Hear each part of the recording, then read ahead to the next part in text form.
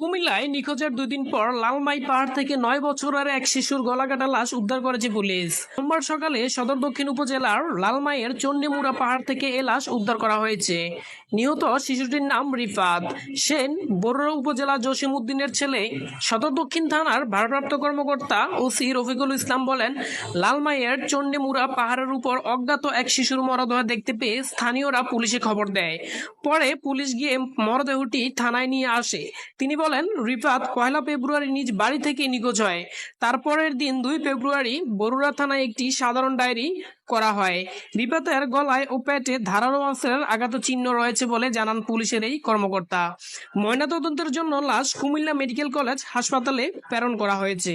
News desk, Comilla.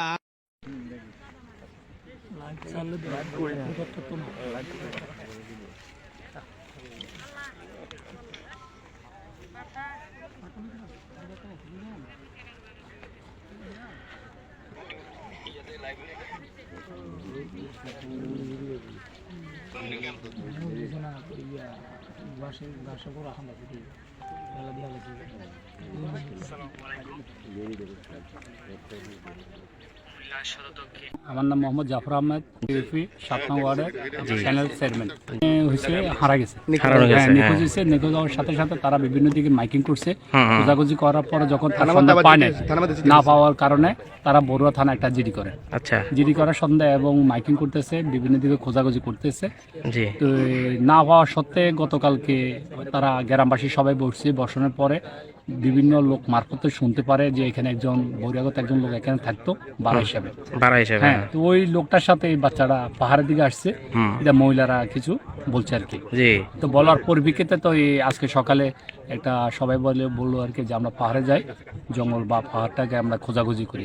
খোঁজাখুঁজি করতে হয়েছে, সকালবেলা আসার পরে যাই দেখতেছে নাকি শিয়াল আর ওই যে রক্ত পড়ে রয়েছে, রক্ত খাইতেছে এবং একটা রক্তর দুর্গন্ধ পাইছে।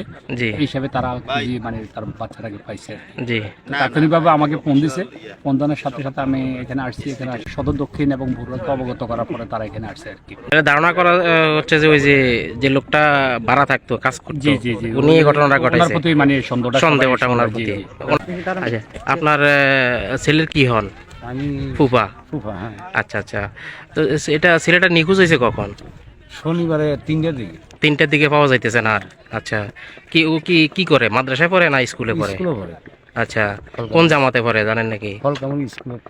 ফলকামুড়ি মাদ্রাসায় পড়ে না? স্কুলে পড়ে। আচ্ছা আচ্ছা, যাক।